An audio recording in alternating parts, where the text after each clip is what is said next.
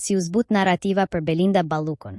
Dhe pse skandalet harrohen kaq shpejt në Shqipëri nga akuzat për korrupsion të zhvendosja e fokusit publik, mekanizmi i harresës treditore në politikën shqiptare. Në ciklin e përhershëm të krizave politike shqiptare ekziston një model që përsëritet me një rregull pothuajse matematikore. Shpërthimi i një skandali, kulmimi mediatik, polarizimi publik, dhe më pas shuarja graduale e debatit deri në zhdukje. Kjo dinamik është rikthyer sërish në vëmendje në raport me figurën e zëvendës kryeministres dhe ministres së infrastrukturës, Belinda Balluku.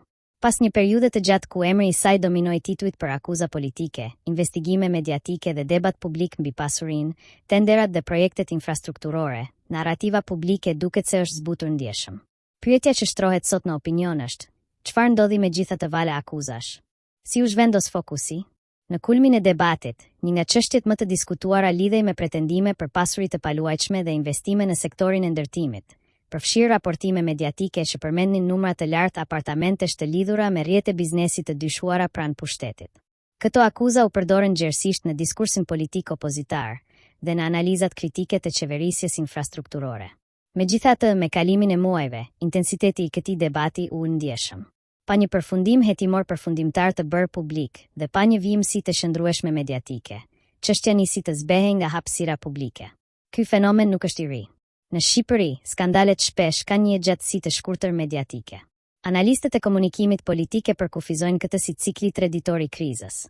Një periudhë e shkurtër ku opinioni mobilizohet, përpara se një zhvillim i ri politik, kriminal apo spektakolar të zhvendosë vëmendjen.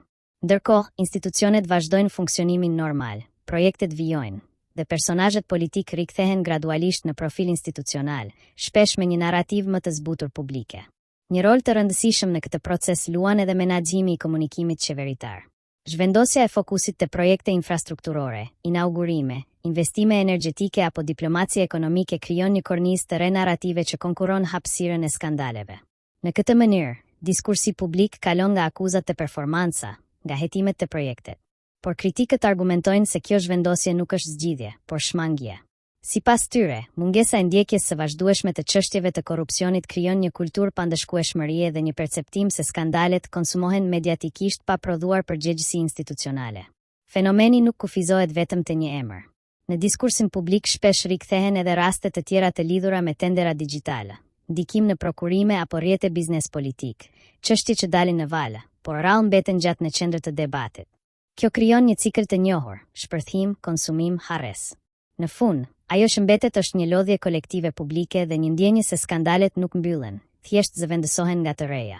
Dhe pikërisht kjo është arsyeja pse, sipas shumë vëzhguesve, rikthimi periodik i fokusit te transparenca, hetimet dhe llogaridhënia shihet si thelbësor për funksionimin demokratik, përtej ciklit të shkurtër të lajmit dhe harresës politike.